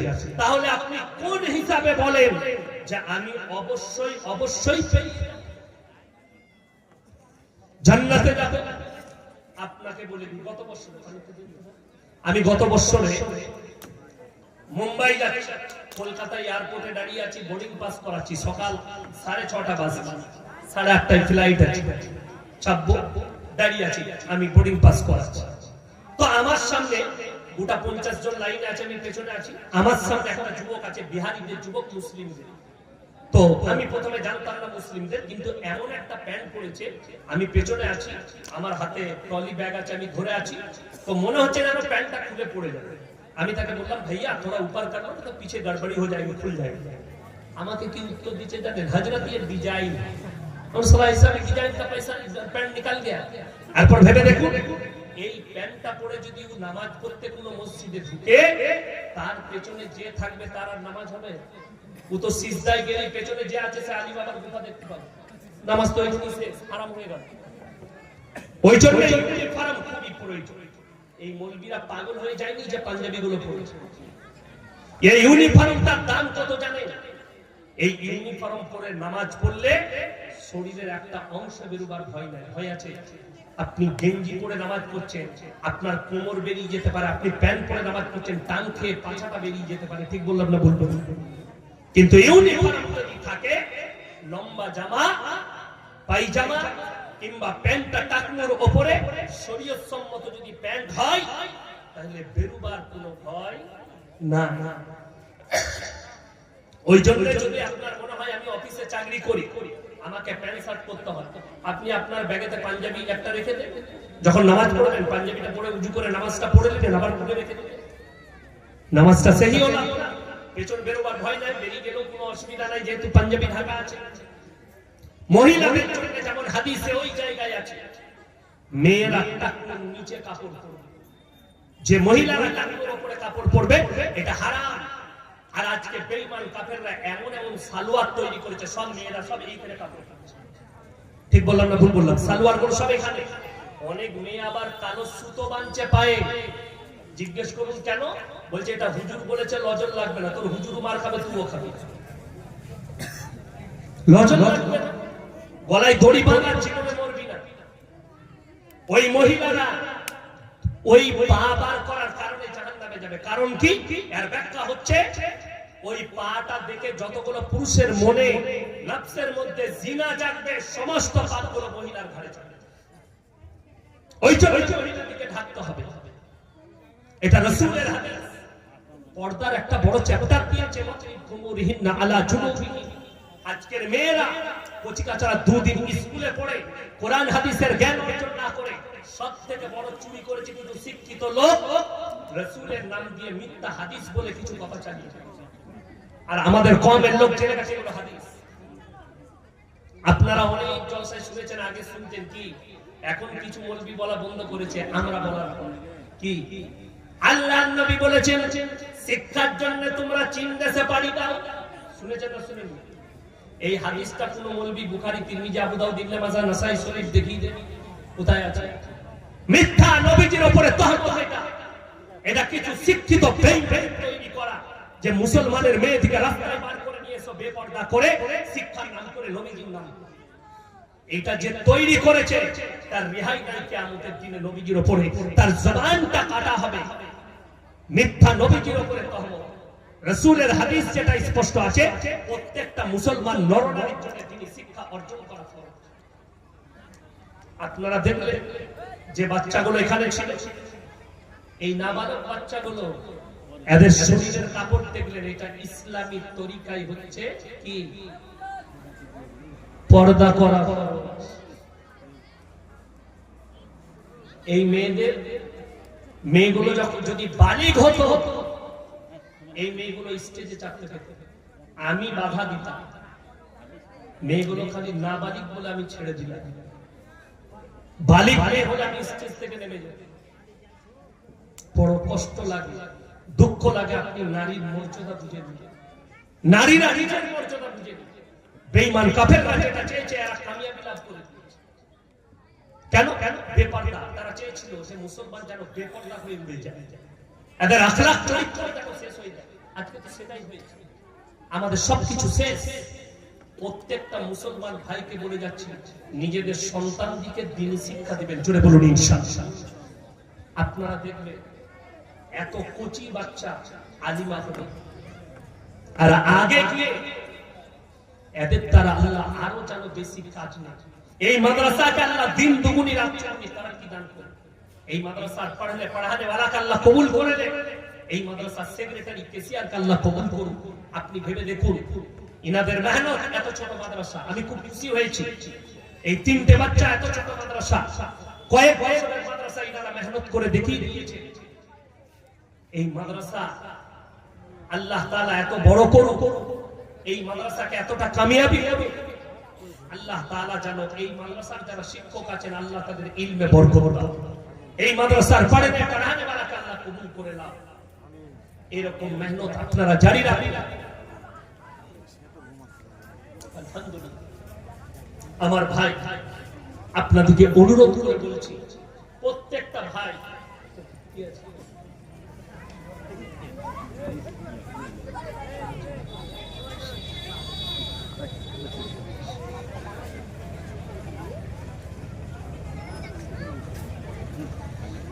এই প্রশ্নটা আমাকে করেছে, ইউটিউবে আমার উত্তর দেওয়া আছে। আমার চ্যানেল মোল্লা আব্দুল হালিম অফিসিয়াল খুলে নেবেন, উত্তর দিয়ে আছে, দাঁত ভাঙা উত্তর। কন্টাক্ট করে জলসার দাওয়াত নেওয়া কোরআন ও হাদিসের মতে কি, এইটার উত্তর পেয়ে যাবেন। কোন স্কুলের মাস্টার 4 ঘন্টা পড়িয়ে 70,000 টাকা বেতন নিয়ে কোরআন হাদিসের পক্ষে কি, এটা জানিয়ে দিলি এই উত্তরটাও পেয়ে যাবে।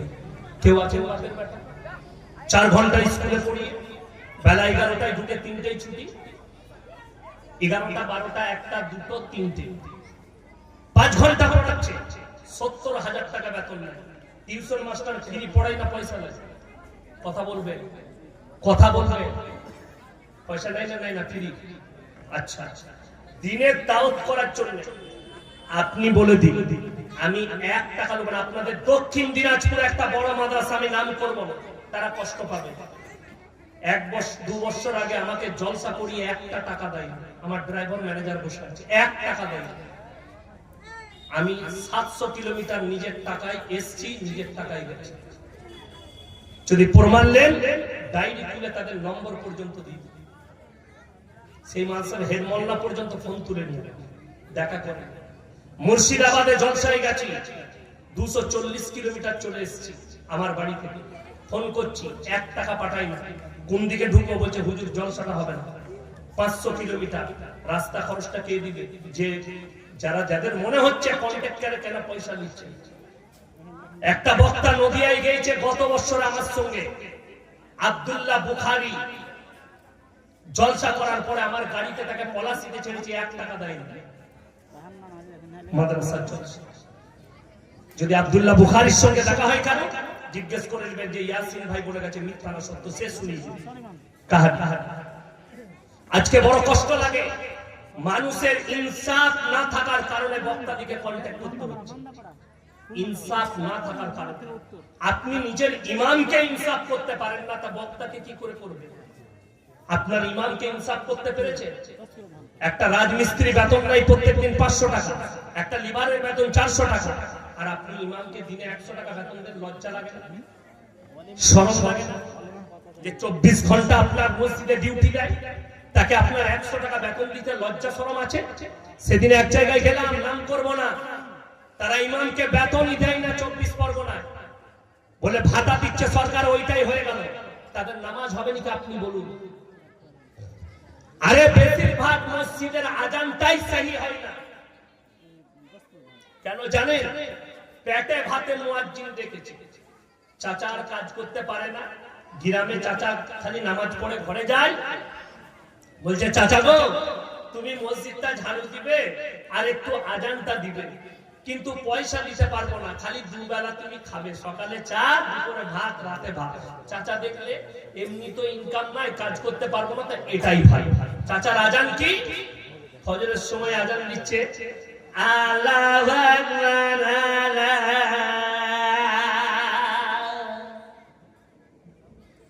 এই আজানটা শোনার পরে ফেরেশতার গ্রামে থাকবে?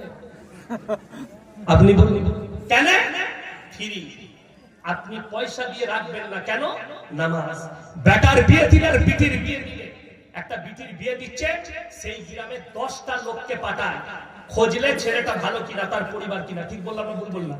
তুমি 10 বার খোঁজ নাও। আর মসজিদের মুয়াজ্জিন থাকবে, ইবাদত করবে পেটে ভাতে, 3000 টাকা মৌলবি রাখবে। আর আমাদের দেশে কাঠ মৌলবি বেরিয়ে গেছে।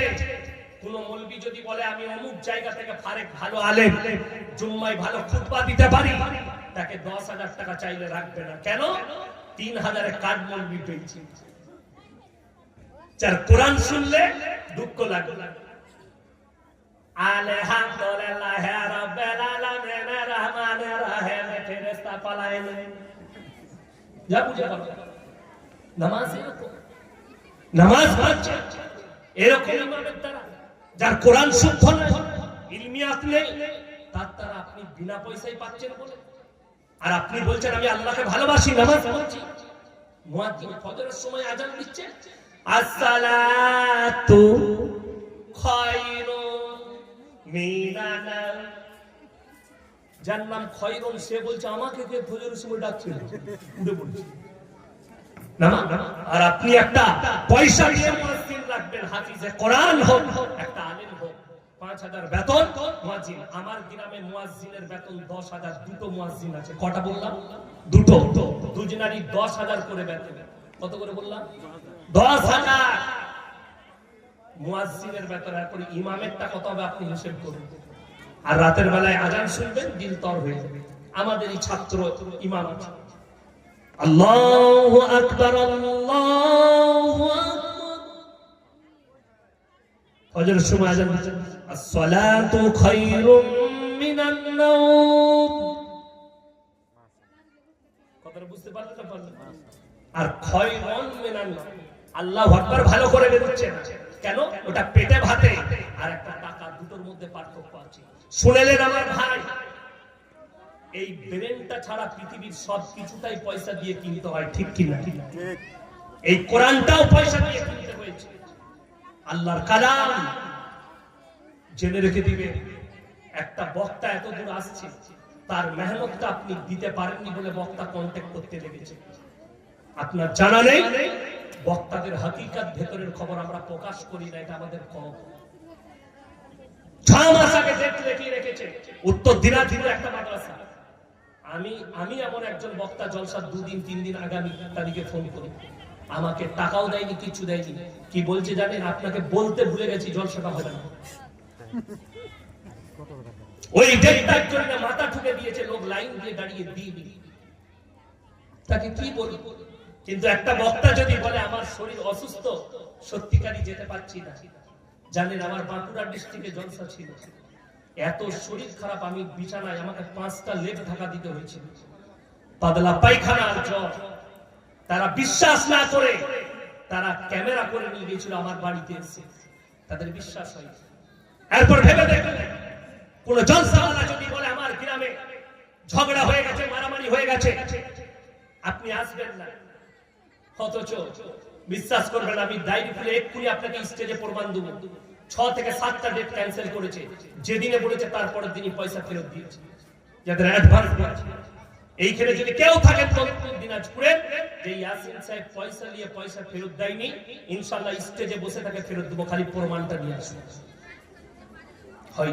আর জিজ্ঞেস করিনি যে তোমার জলসাটা কেন হবে না, জিজ্ঞেস করিনি কেন? মানুষের আপদ বিপদ থাকতেই পারে, এটা আমরা মেনে নিই, একটা জলসা কমিটিকে মানতে হবে।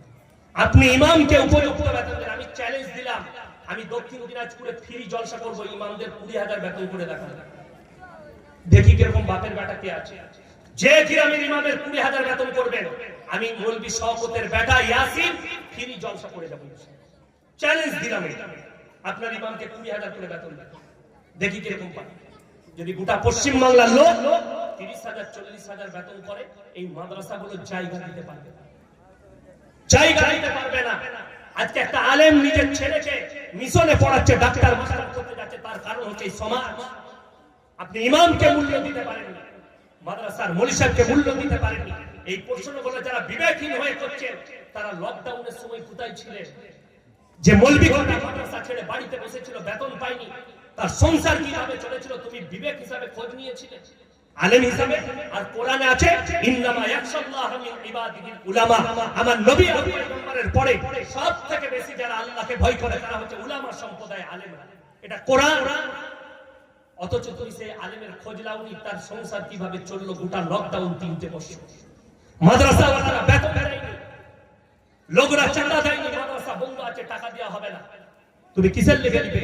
একবারও ভাবেনি এই বেতনটা চলে আমাদের যাকাত ফিতরার পয়সা থেকে, এই মৌলবীটাকে মাদ্রাসা থেকে বেতন। সেই মাদ্রাসাওয়ালারা বেতন দেয়, মাদ্রাসা শিক্ষক দিকে না তাদের খোঁজ নিয়েছে। তোমার মসজিদে যে ইমামতি করেছে, বৃদ্ধ হয়ে গেছে, তার খোঁজ নিয়েছো, তার সংসার কি করে চলেছে? বড় কষ্ট লাগে, দুঃখ লাগে। আমার ভাই, পড়াশোনা করার আগে তোমার কাছে একটা আঙ্গুল ছুড়বে, 4টা আঙ্গুল দাঁড়িয়ে আছে তোমার দিকে। এটা মাথায় রাখবে। একটা আঙ্গুল ছুড়বে, 4টা আঙ্গুল তোমাকে ইশারা করছে। যে একটা বক্তা যদি কন্টাক্ট করে পয়সা না লিয়া জায়েজ না হয়, একটা ইমাম যদি ইমামতি করে পয়সা লিয়া জায়েজ না হয়, একটা মাস্টার স্কুলে পড়িয়ে 5 ঘন্টা পড়িয়ে 70,000 বেতন নিচ্ছে, এটা হালাল না হারাম? কোন বাপের বেটা মুফতি যদি ফতোয়া দিতে পারে, ইনশাআল্লাহ আমি বাই ক্যামেরা ক্ষমা চাই। কোন বাপের বেটা মুফতির হিম্মত নাই যে ফতোয়াটা দিই, কোন মৌলবি দিতে পারবে না। লকডাউনে যে বছর প্রথম ইমামদের ভাতা চালু হয়, নদিয়া ডিস্ট্রিক্টে প্রশ্ন দিয়েছে যে ইমামরা ভাতা নিচ্ছে তাদের পেছনে নামাজ হবে কি? কত বড় আস্পর্ধা! আমি বললাম উত্তর আমার কাছে আছে। ইমামরা ভাতা দিলে যদি তাদের পেছনে নামাজ না হয়, যে মাস্টার ডাক্তাররা সরকারি চাকরি করছে, রিটায়ার হওয়ার পরে হজ করতে যাচ্ছে, তাদের হজ হবে কিনা এদের দলিল থাকে। যদি বলে কেন, সে লেগেছে প্রশ্ন, সরকার ট্যাক্সের টাকা দিচ্ছে, মদের ট্যাক্স আছে, আপনার পতিতালয়ের ট্যাক্স আছে, বিভিন্ন কারবারের গাঁজার ট্যাক্স, বিড়ির ট্যাক্স, সেই টাকা থেকে ইমাম দিকে ভাতা দিচ্ছে। আমি বললাম বেতনটা মাস্টার দিকে কোথা থেকে দিচ্ছে? মমতা চাষ করে সরকার। ওই টাকা তো বেতন মাস্টার দিকে ডাক্তার দিকে দিচ্ছে, তাহলে ওই টাকায় হজ হবে? যদি হজ হয়, ইমামের ভাতাটাও জায়েজ আছে। যদি বলে হজ হবে না, তোমরা ফতোয়া দাও, যারা ফতোয়া লেখছো স্টেজে এসে বলে যাও যে যারা হজ করেছে ওই টাকায় হজ, তাহলে হজ হবে না, তাহলে তোমার ফতোয়াটা জায়েজ আছে। ওই জন্য ফতোয়াবাজি করার আগে দেখবেন আপনার দিকে ফতোয়াটা ছুটে আসছে। এই যে মাদ্রাসায় দেখছেন, মাদ্রাসায় বোর্ডিং এ রান্না হয় তো হয়, হোস্টেল আছে। একজন বাপের বাটা হাত তুলেন তো যারা প্রশ্ন করছেন, যাদের মনে প্রশ্ন আছে যে আমি দিনের খিদমত করব, 1 বছর ফ্রি রান্না করে বাচ্চাদিকে খাওয়াবো, দিনের খিদমত 1 টাকা বেতন দেবো না, কিরকম বাপের বেটা কে আছে? একজন হাত। 1 মাস পরে তুমি লুঙ্গি খুলে আন্ডার প্যান্ট পরে মাঠে মাঠে ছুটছো, তাহলে বেতন দিবে না, রান্না করে কি করবো? তো এটা দিনের খিদমত না? খিদমত হলো একটা তালবিনকে খাওয়ানো, মাসুমকে খাওয়ানো, খাওয়াতে পারবে না, বেতন লাগবে। আর মলবি পড়িয়ে বেতন নিলে ওইটা পা। বলাটা সহজ, আমল করাটা কঠিন, এটা মাথায় রাখবেন। আল্লাহ তাআলা আমাদের সকলকে হেফাজত করে বলুন আমিন। লাস্টে বলবো, 3টে মানুষ যাদেরকে মাল দিয়েছে, 3টে লোক যদি হাত পাতে, জীবনে তাদের হাতকে ফিরাবেন না, এটা কোরআন। জীবনে নাম্বার 1, ওয়া আতিদাল কুরবা, তোমাদের কাছের গরীব যদি হাত পাতে, তাদের হাতকে জীবনে ফিরিও না। 1 টাকা যদি দান করতে পারে, মনে মনে ভাববেন, কি ভাববেন? আল্লাহ তুমি আমাকে দেনেওয়ালা বানিয়েছো, আমাকে চাহনেওয়ালা বানিয়েছো, এটা মনে মনে ভাববেন। যেমন আমি মুম্বাইয়ে রাস্তায় যাচ্ছি, একটা বড় সিগন্যালে দাঁড়ানো একজন দাতার ইনোভা গাড়িতে ছিলাম, দামি গাড়ি, কাঁচ লাগানো আছে, মুর্শিদাবাদে বাড়ি, কয়েকজন হিজড়ে মানুষ, তারা এসে কাঁচে হাত দিল। আমি মনে করলাম টাকার জন্য, তো ড্রাইভার কাঁচটা খুলছে না, মনে কাঁচ খুলো। আমি পকেট থেকে টাকা বার করেছি দিবার জন্য, 50 টাকা। তো সে বলছে স্যার আমি টাকা নিবার জন্য কাঁচটা ঠুকিনি। বলে আমাদের বাড়ি মুর্শিদাবাদে, 4-5 জন আমরা এখানে থাকি, স্যার আপনার খুব বক্তব্য ভালোবাসি আছি। তারা হিজড়ে মানুষ, আমি দোয়া দিলাম আল্লাহ আপনাদেরকে ভালো রাখুন, দোয়া করবে। আমি টাকা দিতে গেলাম, নিল না, যে হুজুর পয়সা লাগবে না, ভালোবাসা। তো আপনি যদি 50 টাকা দেন, 10 টাকা দেন, ভাববেন আল্লাহ দেনেওয়ালা বানিয়েছো, আমাকে হাত পাতনেওয়ালা বানাবে। চলুন দ্বিতীয় নম্বর, ওয়াল ইয়াতামা ওয়াল মাসাকিন, এতিম আর মিসকিন যদি হাত পাতে আর তাদের পক্ষ নিয়ে যদি কেউ হাত পাতে, তাদের হাতকে ফিরিয়ে দিন। ওয়াবনা সাবিল ওয়ালা তুবাদ্দিল তাবদীরা, তৃতীয় নম্বর, মুসাফির যদি তোমাদের কাছে হাত পেতে দেয়, তাদের হাতকে ফিরিয়ে দিন। আজকের এই মজমায় সবথেকে বড় মুসাফির আমি। 339 কিলোমিটার এসেছি, আমার বাড়ি থেকে আবার কতটাই রাস্তা যাব। আমার ভাই, আপনারা অনেক টাকা দিয়েছেন, আমি খালি আপনাদের কাছে আবেদন করব যে 30 জন ব্যক্তি 500 করে টাকা কোরআন শরীফের জন্য, এই এতিমদের জন্য, মিসকিনের জন্য আমি মুসাফির হাত পাচ্ছি, যারা পারবেন। হাদিসে আছে যাকিরা গচ্ছিত সম্পদ, গচ্ছিত সম্পদ। কিয়ামতের দিনে মানুষ কাঁদবে, আমি যদি আরো কিছু বেশি দান করতাম আমার জন্য মঙ্গল হতো। আসুন ভাই, আমার সঙ্গে হাত মিলিয়ে যান আর 500 জাযাকাল্লাহ। আসুন, মাশাআল্লাহ। এই দেখেন, দুটো কোরআন শরীফ 1000 টাকা, মাশাআল্লাহ। আরো একটা, তিনটে হয়েছে ভাই। আমি মাত্র 30টা চেয়েছি, 30টা কোরআন শরীফ, 500 করে টাকা, বেশি নয়। এতিমদের জন্য, মিসকিনদের জন্য।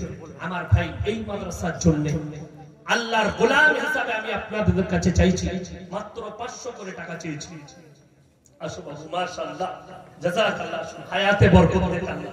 এই দেখেন, 4 জন হয়ে গেল, 4টা হয়ে গেল। আমার ভাই, আসুন, জাযাকাল্লাহ, মাশাআল্লাহ। এই দেখেন, 5টা 6টা হয়ে গেল। আল্লাহ দানকে কবুল করুক। হায়াতে 7টা হয়ে গেল, মাশাআল্লাহ। আসুন, 8টা হয়ে গেল, মাশাআল্লাহ। আসুন ভাই, 9টা হয়ে গেল, আল্লাহ হায়াতে বরকত, মাশাআল্লাহ। 10টা হয়ে গেল, জাযাকাল্লাহ। আসুন ভাই, তাড়াতাড়ি আসুন, মাশাআল্লাহ। 11টা, 30টা চেয়েছি, মাশাআল্লাহ, জাযাকাল্লাহ। আসুন, 12টা হলো ভাই, 12টা, মাশাআল্লাহ। আসুন, মাশাআল্লাহ। 13টা হলো। আমার মা বোনেদের মধ্যে যদি কেউ থাকে, আচ্ছা, মা বোনেদের মধ্যে, ভাইদের মধ্যে 13টা হয়েছে, জাযাকাল্লাহ। আরো একজন ভাই 200 টাকা দিয়েছে, আল্লাহ দানকে কবুল করুন। ভাই, 13টা হয়েছে, আমি 30টা চেয়েছি। আমার মা বোনেদের মধ্যে যদি কেউ থাকে, একটু তাড়াতাড়ি পাঠান। মাত্র 500 করে টাকা চেয়েছি কোরআনের জন্য, আল্লাহর মহব্বতে, রাসূলের মহব্বতে, পরকালের মহব্বতে। কে আছে? আমার কোন মা বোন আছে, আমার কোন ভাই আছে? আল্লাহর নবী এলান করেছেন, আল্লাহর নবী সাহাবীরা জান মালের কুরবানি। আচ্ছা, মাশাআল্লাহ।